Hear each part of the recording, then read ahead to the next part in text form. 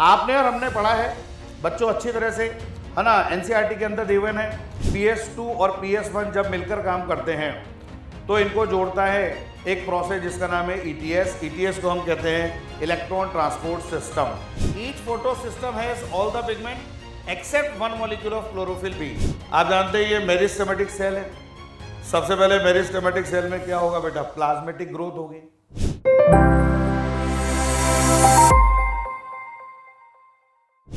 मैं आज T20 series में topic photosynthesis in higher plants and plant growth and development discuss करूँगा। हम इस टॉपिक के 20 क्वेश्चंस के थ्रू इस चैप्टर का फास्ट फॉरवर्ड रिवीजन करेंगे। आइए शुरुआत करते हैं क्वेश्चन नंबर 1 से। आप देख सकते हैं क्वेश्चन नंबर 1 एक टेबल की फॉर्म में है जिसमें डिस्कशन हो रहा है C3 plant and C4 plant में। हम लोगों ने अच्छे से पढ़ा है कि बेटा C3 प्लांट में first stable product 3 carbon compound PGA होता है और PGA को हम कहते हैं फास्फोग्लिसरेट। और C4 प्लांट में बेटा फर्स्ट स्टेबल प्रोडक्ट आपका होता है 4 कार्बन कंपाउंड OAA जिसे हम कहते हैं ऑक्जेलो एसिटिक एसिड। अब अगर हम थोड़ा सा डिस्कशन करें क्वेश्चन स्टार्ट करने से पहले, तो हम सब जानते हैं कि C3 प्लांट में CO2 का फिक्सेशन केवल एक बार होता है और वो एक बार CO2 का फिक्सेशन जो होता है वो केल्विन साइकिल जैसे हम कहते हैं डार्क रिएक्शन में होता है और वो प्रोसेस आप जानते होती है मेसोफिल सेल में।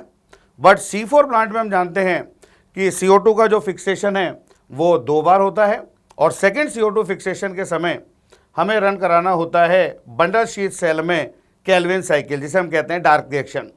तो ये हमने एक बार डिस्कस कर लिया।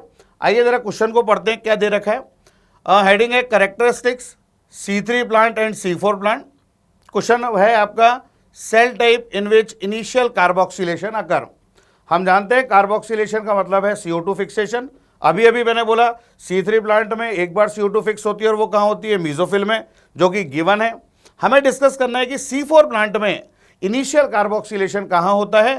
तो हम जानते हैं कि C4 प्लांट में इनिशियल यानी फर्स्ट जो CO2 फिक्सेशन है वो कहाँ पर होगा, मीजोफिल सेल में होगा। तो एक का जो आंसर है यहाँ पर मीजोफिल है, बट क्वेश्चन में ऑप्शंस और भी हैं। आइए जरा देखते हैं। Cell type in which Calvin cycle takes place. अभी अभी डिस्कस हुआ कि C4 प्लांट में CO2 फिक्सेशन 2 बार होता है और जो सेकेंड CO2 फिक्सेशन है वो केल्विन साइकिल के लिए होता है बंडल शीथ सेल में। तो टेबल में B का मतलब हो गया बंडल शीथ सेल। एक और इसमें जो है दे रखा है, इसको भी डिस्कस करते हैं।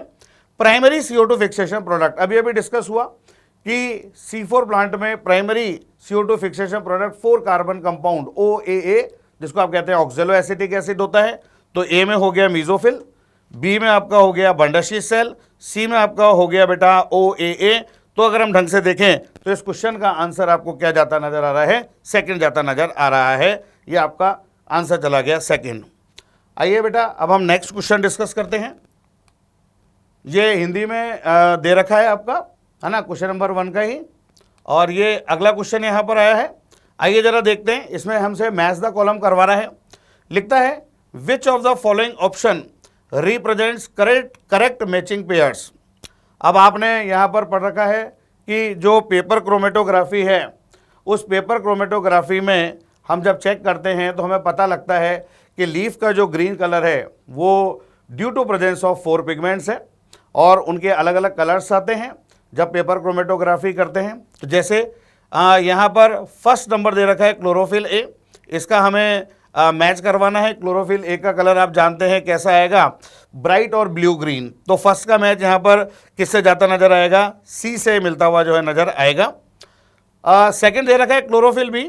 हम जानते हैं क्लोरोफिल B का जो क्रोमेटोग्राम है, जो पेपर क्रोमेटोग्राफी में कलर आता है वो आता है येलो ग्रीन। तो सेकंड का यहाँ पर क्या जाएगा बेटा, A जाएगा। थर्ड है आपका कैरोटीन और फोर्थ वन है जेंथोफिल। अब इसको बताने से पहले आपको एक चीज़ बता दूं बेटा कि carotenoid is a combination of 2 pigment, one is xanthophyll other one is carotene. तो जेंथोफिल तो है आपका येलो और कैरोटीन है आपका येलो ऑरेंज। तो थर्ड का तो जो मैच है वो जा रहा है D से और फोर्थ का जो मैच है आपका जा रहा है B से। अब अगर हम इसके आंसर को देखें तो हमें आंसर इसमें सेकंड नज़र आ रहा है। आप देख सकते हैं फर्स्ट क्लोरोफिल ए का मैच सी से जा रहा है, यानी ब्राइट ब्लू ग्रीन से जा रहा है। सेकेंड क्लोरोफिल बी का जो मैच है वो आपका येलो ग्रीन से जा रहा है। और थर्ड जो कैरोटीन है इसका मैच आपका जो है बेटा वो डी यानी येलो ऑरेंज से जा रहा है। और फोर्थ जो बेटा आपका है जेंथोफिल, इसका मैच आपका किससे जा रहा है, येलो से। तो आंसर चला गया 2 हमारा। इसी तरह से बेटा ये क्वेश्चंस आपके हिंदी लैंग्वेज में भी दिया हुआ है। आइए हम अब नेक्स्ट क्वेश्चंस को डिस्कस करते हैं। नेक्स्ट क्वेश्चन बेटा आपका दे रखा है, find the incorrect statement with respect to photorespiration. हमें फोटो रेस्पिरेशन के रिगार्डिंग इनमें से गलत स्टेटमेंट जो है बेटा सिलेक्ट करना है। ऑप्शन पढ़ने से पहले हम एक बार थोड़ा सा डिस्कस कर लेते हैं कि फोटो रेस्पिरेशन क्या है। आपने और हमने पढ़ा है बच्चों अच्छी तरह से, है ना, एनसीईआरटी के अंदर दिए है कि photo respiration creates important difference between C3 and C4 plant. यानी फोटो रेस्पिरेशन होना पहचान है C3 प्लांट की, और एनसीईआरटी लिखती है photo respiration does not occurs in C4 plant. तो आइए जरा पढ़ के देखते हैं इसमें क्या क्या दे रखा है। इनकरेक्ट हमें इसमें जो है सिलेक्ट करना है। पहला ऑप्शन है बेटा अकर्स इन C4 प्लांट, तो ये तो पहला ही स्टेटमेंट आपका इनकरेक्ट हो गया। क्यों? क्योंकि ये लिख रहा है कि ये C4 प्लांट में होगा, और अभी अभी मैंने बोला कि photo respiration creates important difference between C3 and C4 plant and photo respiration does not occurs in C4 plant. तो नो डाउट आंसर तो हमारे पास आ गया है कि आंसर जो है इसका क्या है, 1 है। बट हमारे पास और भी ऑप्शन है, एक एक करके हम उन्हें भी एक्सप्लोर कर लेते हैं। सेकेंड ऑप्शन है बेटा नो सिंथेसिस ऑफ ATP और NADPH। अभी हम जानते हैं कि एनसीईआरटी की लाइन है कि फोटो रेस्पिरेशन में ना तो ATP बनता है और ना बेटा NADPH बनता है। तो ये बात तो सही है, और हमें तो इनकरेक्ट स्टेटमेंट छाटना है, तो सेकंड तो आंसर है ही नहीं। थर्ड वन है आपका बेटा release of CO2 with the utilization of ATP, ये भी करेक्ट बात है। And fourth one is RUBP, जो एक 5 कार्बन कीटोस शुगर है ना, लिखता है RUBP bind with O2 to form 1 molecule of 3 PGA and phosphoglycolate. ये भी एनसीईआरटी है, ये भी आपका बेटा एक करेक्ट स्टेटमेंट है। तो सारे हमने स्टेटमेंट यहाँ पर देखे और हमने देखा कि इसका आंसर क्या चला गया, फर्स्ट वन चला गया, जो इस क्वेश्चन में एक इनकरेक्ट था।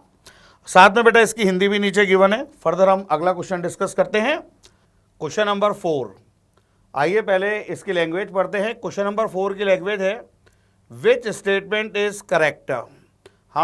हमें इनमें से करेक्ट स्टेटमेंट को जो है बेटा सिलेक्ट करना है।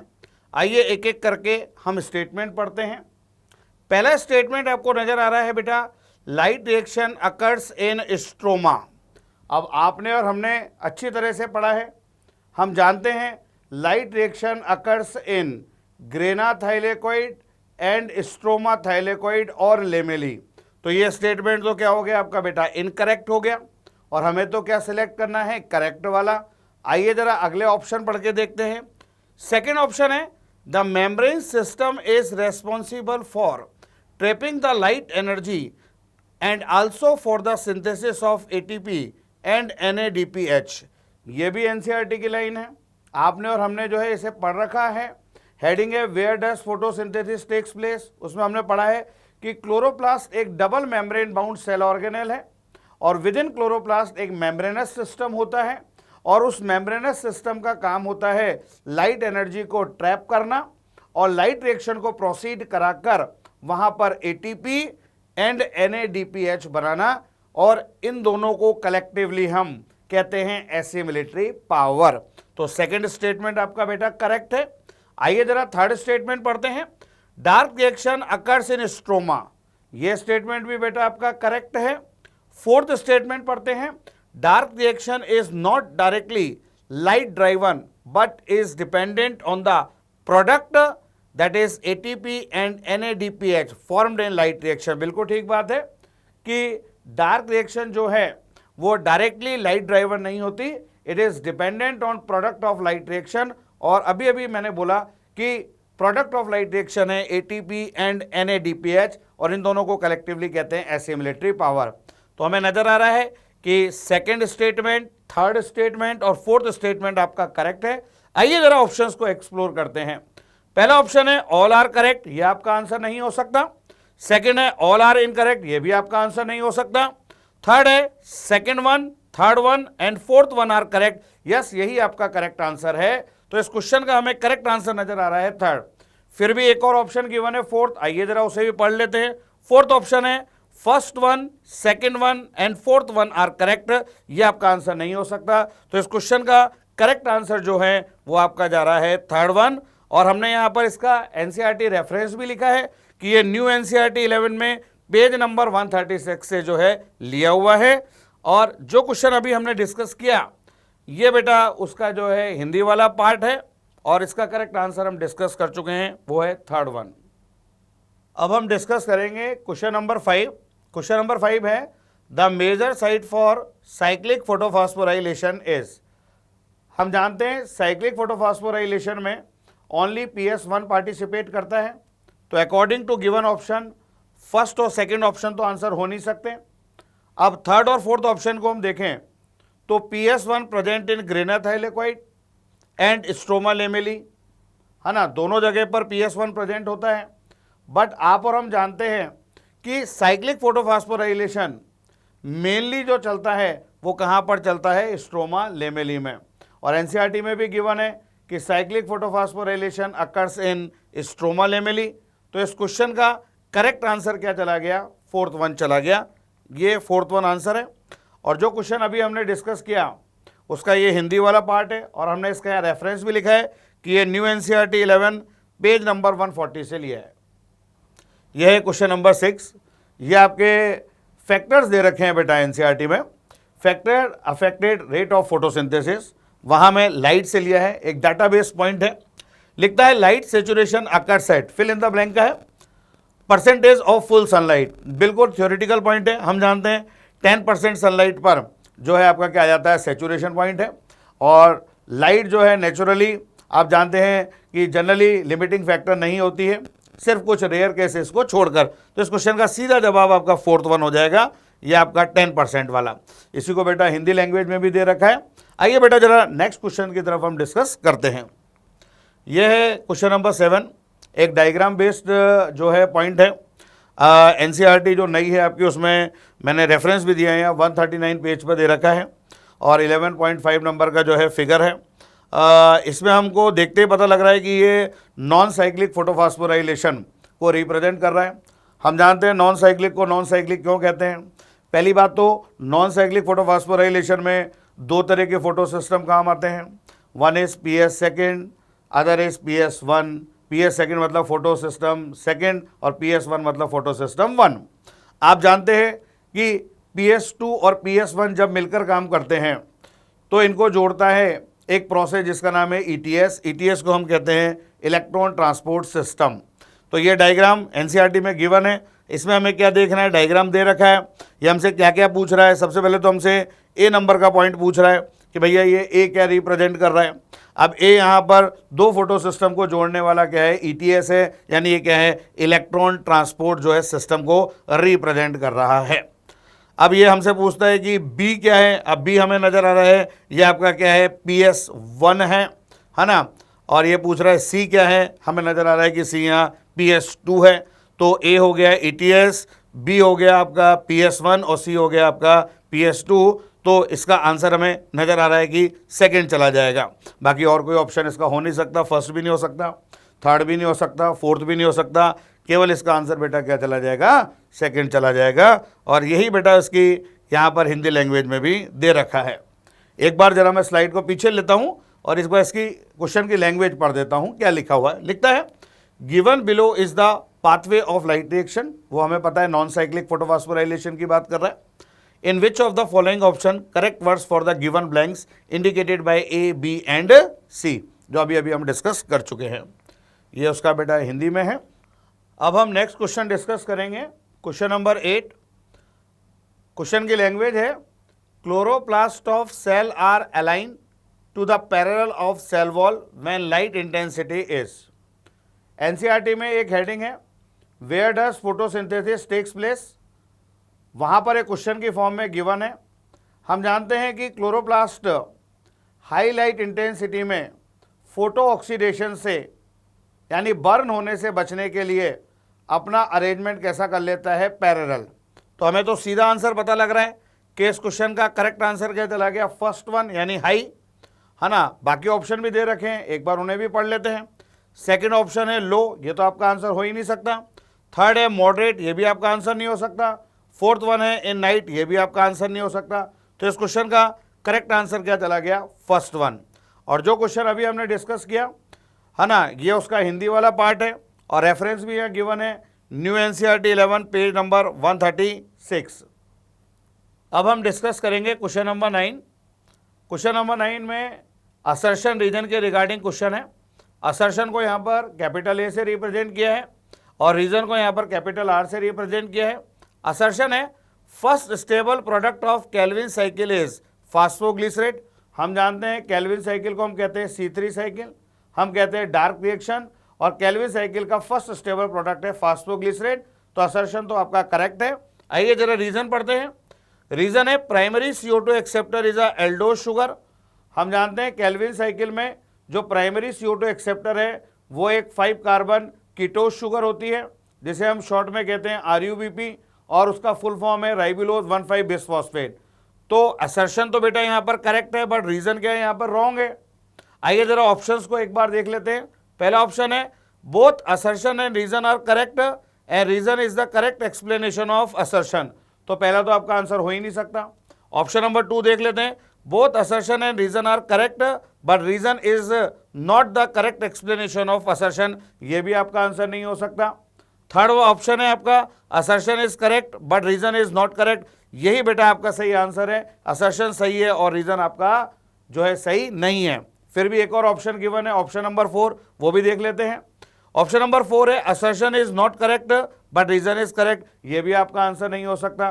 तो बेटा इस क्वेश्चन का करेक्ट आंसर जा रहा है थर्ड वन। और इस क्वेश्चन का हमने यहाँ रेफरेंस भी लिखा है कि ये न्यू एनसीईआरटी 11 पेज नंबर 142 और 143 से लिया है।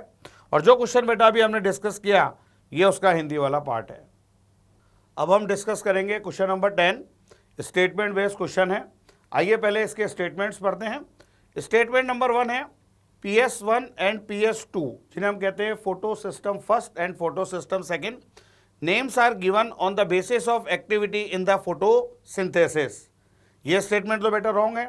हमने और आपने एनसीईआरटी में पढ़ रखा है कि photo systems are named in the sequence of their discovery, not in the sequence in which they function during light reaction. तो ये स्टेटमेंट तो रॉन्ग हो गया आपका। स्टेटमेंट नंबर 2 पढ़ते हैं बेटा, each photo system has all the pigment except 1 molecule of chlorophyll B. ये स्टेटमेंट भी बेटा आपका इनकरेक्ट है। कैसे? Each photo system has all pigment, ये तो सही है, except 1 molecule of chlorophyll B की जगह होना चाहिए था 1 molecule of chlorophyll A. Okay, उसके बाद बेटा अगर स्टेटमेंट 1 और 2 दोनों रॉन्ग हैं तो हम चारों ऑप्शन देखते हैं और सही आंसर जो है सिलेक्ट करते हैं। पहला ऑप्शन है statement 1 and 2 both are correct. ये तो आपका आंसर हो नहीं सकता। ऑप्शन नंबर बेटा 2 है statement 1 and statement 2 both are incorrect. यही हमारा करेक्ट आंसर होगा।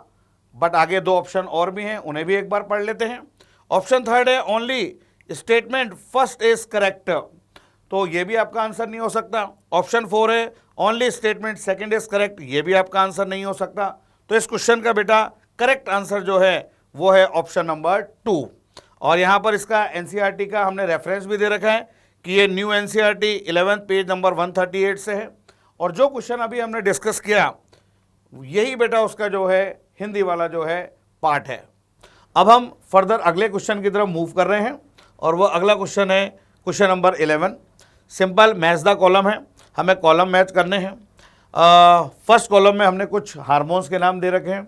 आपने नाम सुना होगा प्लांट ग्रोथ रेगुलेटर्स, जिनमें ऑक्सीन्स आता है, जिब्रेलिन आता है, साइटोकाइनिन आता है, इथाइलिन आता है, एब्सिसिक एसिड आता है।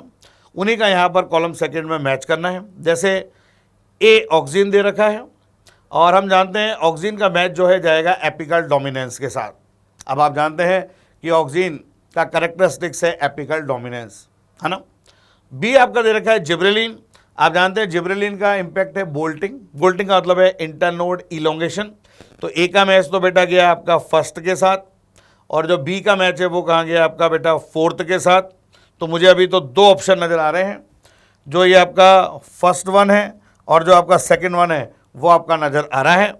आइए ज़रा और देखते हैं। सी है बेटा साइटोकाइनिन। आप जानते हो साइटोकाइनिन का मेन काम है सेल डिवीजन को प्रमोट करना। तो सी का यहाँ पर क्या जा रहा है बेटा सेकंड जा रहा है। अब तो नज़र आने लगा है कि इस क्वेश्चन का करेक्ट आंसर क्या आ रहा है, फर्स्ट आ रहा है। डी आपका है इथाइलिन। आप जानते हैं इथाइलिन का मेन काम है, जो एक गैशियस हार्मोन है, फ्रूट राइपनिंग है। तो डी का मैच आपका क्या जा रहा है बेटा, थर्ड जा रहा है। तो हमने देखा ए का मैच हो रहा है फर्स्ट से, बी जिब्रेलिन का मैच हो रहा है फोर्थ से, सी साइटोकाइनिन का मैच हो रहा है आपका सेकंड से, और डी इथाइलिन का मैच हो रहा है फ्रूट राइपनिंग से। तो इसका आंसर क्या चला गया, 1। ये बेटा आपका हिंदी में क्वेश्चन दे रखा है ना। उसके बाद हम फर्दर अगला क्वेश्चन डिस्कस करते हैं। ये बेटा आपका है क्वेश्चन नंबर 12। आइए ज़रा इसकी लैंग्वेज पढ़ते हैं। ये आपका एक हेडिंग है एनसीईआरटी में, ग्रोथ इज मेजरेबल, वहाँ से लिया हुआ है, डाटाबेस है। Which one of the following matches is not appropriate regarding measurement of growth. Growth के मेजरमेंट के रिगार्डिंग कौन सा ऑप्शन इसमें अप्रोप्रिएट नहीं है। आइए ज़रा देखें। First one is dorsiventral leaf. हम जानते हैं डॉर्सी वेंट्रल लीफ में ग्रोथ को मेजर करते हैं इंक्रीज इन सरफेस एरिया से, तो ये तो अप्रोप्रिएट है। हमें तो नॉट अप्रोप्रिएट छांटना है, तो पहला तो अप्रोप्रिएट है, सही है। आइए जरा देखते हैं। सेकंड है watermelon, increase in size of cells, ये भी ठीक है ना। और ये जो सेल का साइज है हम जानते हैं क्या करता है, 3,50,000 टाइम्स इंक्रीज कर देता है, तो ये भी अप्रोप्रिएट है। Third one is maize root apical meristem और increase in number of cell, ये भी ठीक है। More than 17,500 new cells per hour जो है बनाता है, तो ये भी अप्रोप्रिएट है। अब फोर्थ वन है पोलन ट्यूब। पोलन ट्यूब की ग्रोथ के मेजरमेंट के लिए पॉइंट है increase in volume and fresh weight, ये गलत है। हम जानते हैं कि पोलन ट्यूब की ग्रोथ का मेजरमेंट होता है आपका लेंथ के बेसिस पर, तो ये फोर्थ वन आपका क्या हो गया, आपका नॉट अप्रोप्रिएट हो गया। तो हमने यहाँ पर जो है इसका आंसर भी गिवन कर रखा है फोर्थ वन। इसका रेफरेंस भी दे रखा है आपका, ये न्यू एनसीईआरटी 11th में पेज नंबर 168 से है। बेटा इसी तरह से यही इस क्वेश्चन की जो है हिंदी है, जो हमने डिस्कस किया वही है। फर्दर हम नेक्स्ट क्वेश्चन डिस्कस करते हैं। नेक्स्ट क्वेश्चन है बेटा आपका क्वेश्चन नंबर 13। आइए जरा इसको देखते हैं।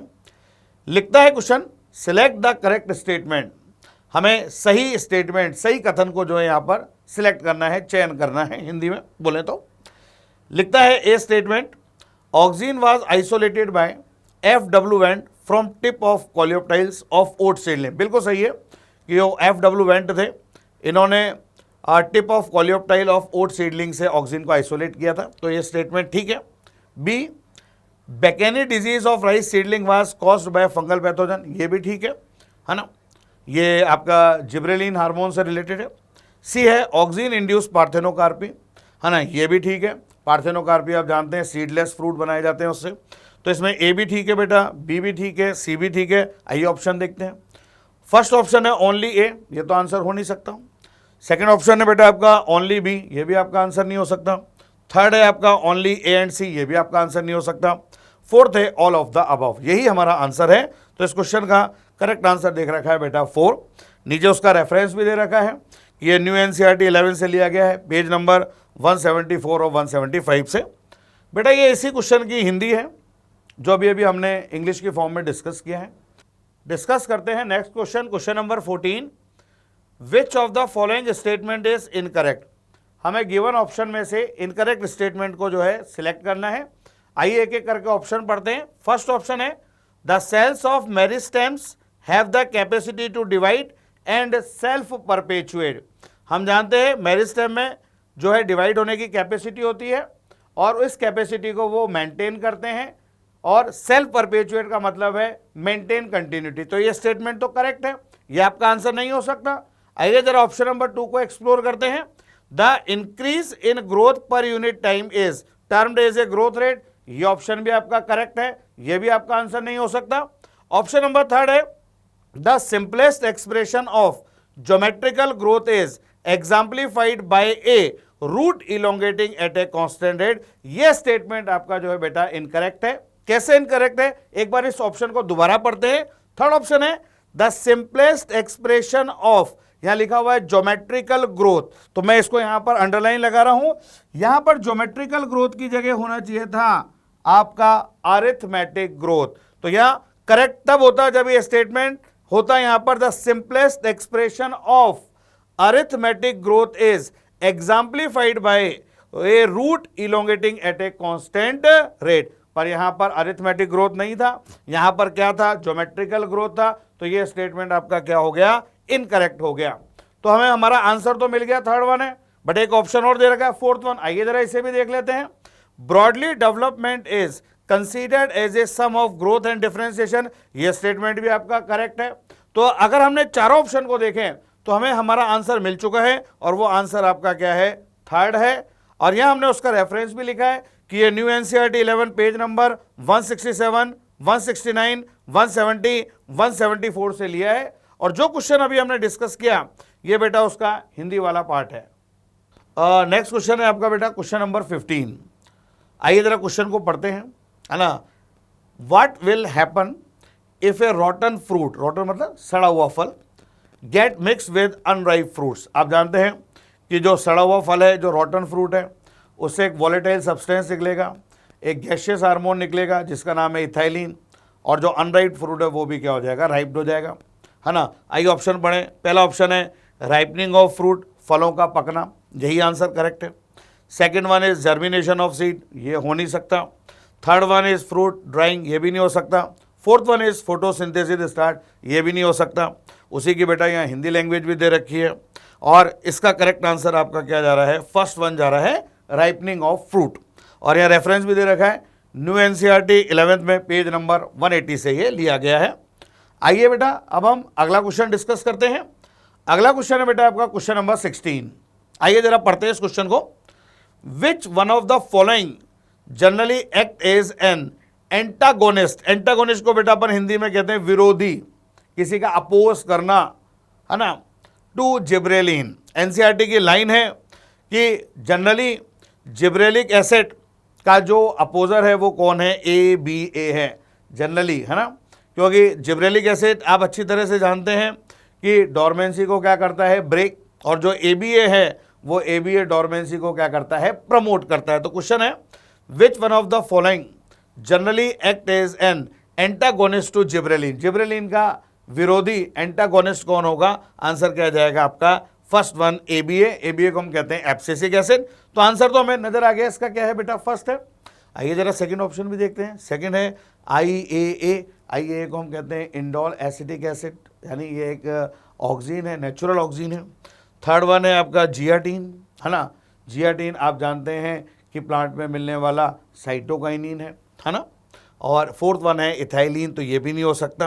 तो इस क्वेश्चन का करेक्ट आंसर हमने क्या दिया है, 1 दे रखा है, और ये न्यू एनसीईआरटी के 11th में पेज नंबर 178 पर आपको देखने को मिल जाएगा।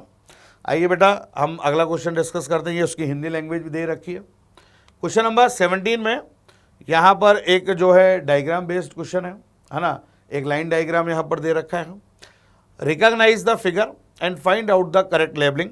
ये सारी प्रोसेस आप जानते हैं बेटा डेवलपमेंट के रिगार्डिंग है, और हम जानते हैं कि डेवलपमेंट का फ्लो चार्ट एनसीईआरटी में गिवन है। आप देख सकते हैं यहाँ पर हमें रिकॉग्नाइज करना होगा कि ये A क्या है, B क्या है, C क्या है, और ये D क्या है, और E क्या है। आप जानते हैं ये मेरिस्टेमेटिक सेल है। सबसे पहले मेरिस्टेमेटिक सेल में क्या होगा बेटा, प्लाज्मेटिक ग्रोथ होगी। फर्दर A का मतलब हो गया प्लाज्मेटिक ग्रोथ होगी, है ना। फिर B में आप जानते हैं क्या होगा, एक्सपेंशन, यानी बोले तो इलोंगेशन होगा।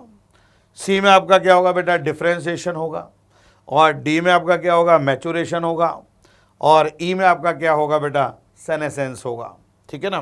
तो A हो गया बेटा आपका प्लाज्मेटिक ग्रोथ, B हो गया एक्सपेंशन मतलब इलोंगेशन, C हो गया डिफरेंशिएशन, है ना, और D आपका हो गया मैचुरेशन, और E हो गया सेनेसेंस।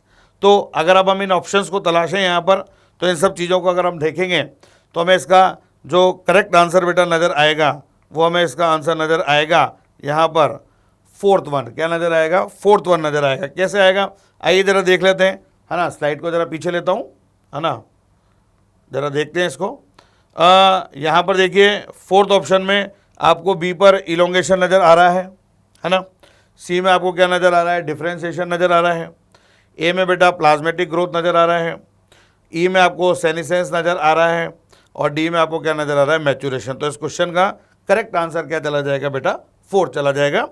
और अभी अभी ये इसकी हिंदी की स्लाइड थी, है ना। ये बेटा इसका रेफरेंस भी दे रखा है, जैसा आपने इंग्लिश में डिस्कस किया वैसा ही यहाँ पर हिंदी में भी है। ये न्यू एनसीईआरटी 11th में पेज नंबर 173 पर फिगर 13.8 है। उम्मीद करता हूँ ये फ्लो चार्ट आपके पास आपको समझ आ गया होगा। अब हम आगे चलते हैं। यहाँ पर जब हम आगे चलते हैं तो हमें अगला क्वेश्चन नजर आ रहा है, क्वेश्चन नंबर 18। आइए जरा इसको पढ़ के देखते हैं।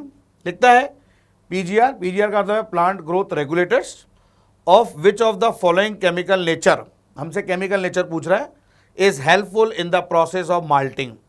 हमें पहले तो सोचना होगा कि माल्टिंग की प्रोसेस में है ना हेल्प करने वाला ग्रोथ हार्मोन कौन है। हम जानते हैं कि वो हार्मोन कौन है, जिब्रेलिन है। और हमने इनके केमिकल नेचर भी पढ़े हैं, है ना, कि जो आपका IAA है ना, वो जो इंडोल कंपाउंड है वो तो ऑक्सीन होते हैं, और जो आपके एडिनिन डेरिवेटिव होते हैं वो आपके कौन होते हैं, काइनेटिन यानी साइटोकाइनिन होता है। और कैरोटिनॉइड डेरिवेटिव कौन होते हैं आपके, ये ABA एब्सिसिक एसिड होता है। और जिब्रेलिन का केमिकल नेचर क्या है कि वो टर्पीन्स हैं। आइए जरा ऑप्शन पढ़ के देखें।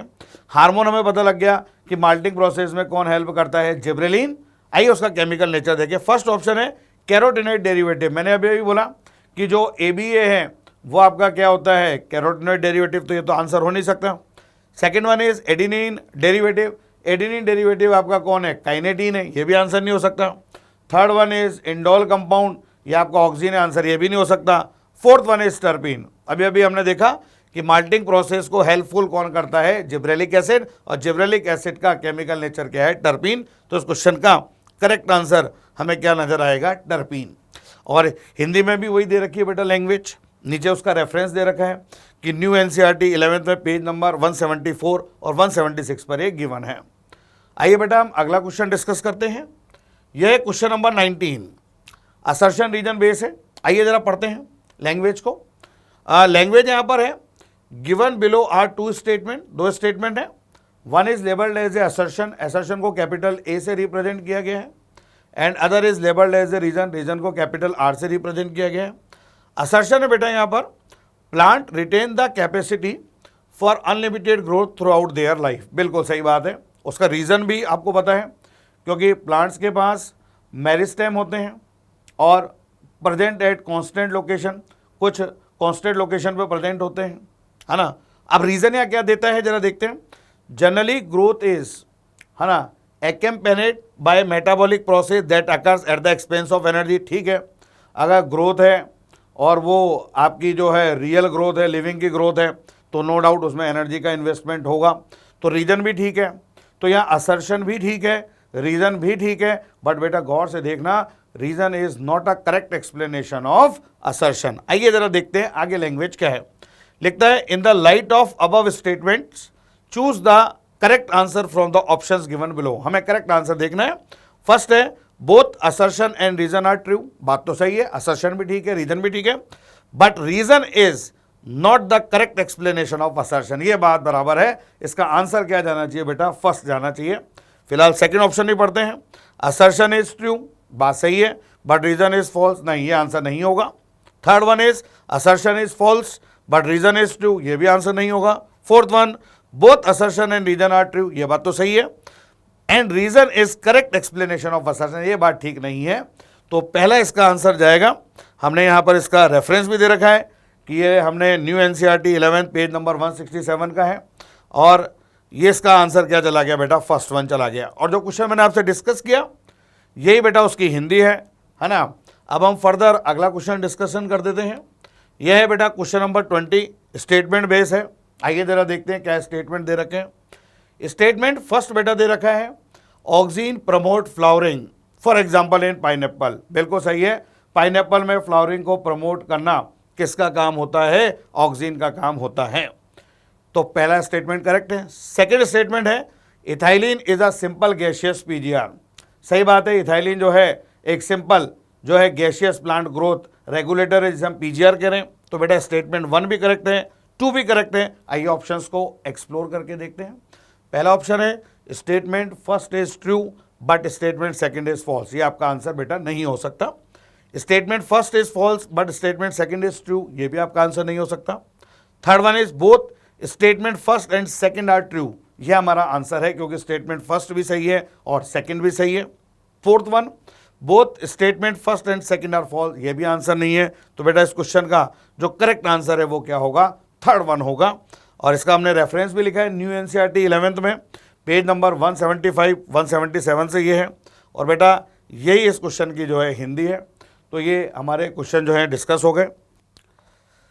उम्मीद है आपने इस T20 सीरीज़ के इस एपिसोड को ध्यान से सुना होगा। हमें विश्वास है कि इस सीरीज़ की सहायता से आपके नेक्स्ट एग्ज़ाम में मार्क्स इम्प्रूव होंगे और भी टॉपिक की सीरीज़ आपको आगे मिलती रहेगी।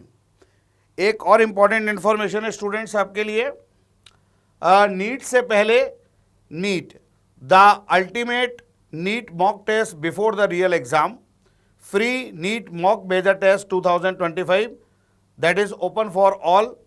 और आप इसके लिए रजिस्ट्रेशन करवा सकते हैं, रजिस्टर नाउ।